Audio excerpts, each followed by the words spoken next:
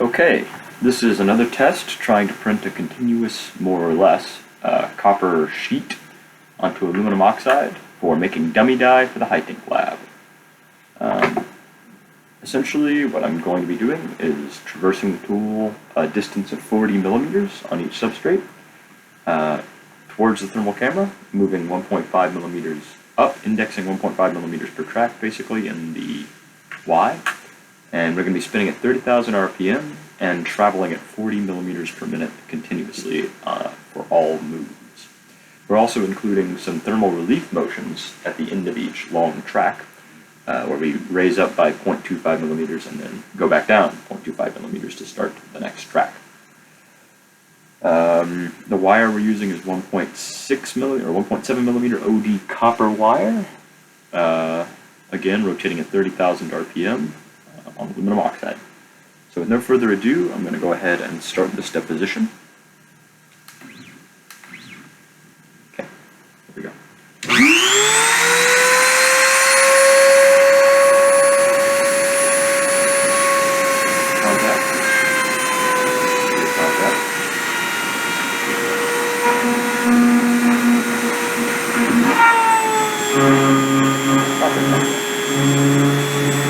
Start the deposition now.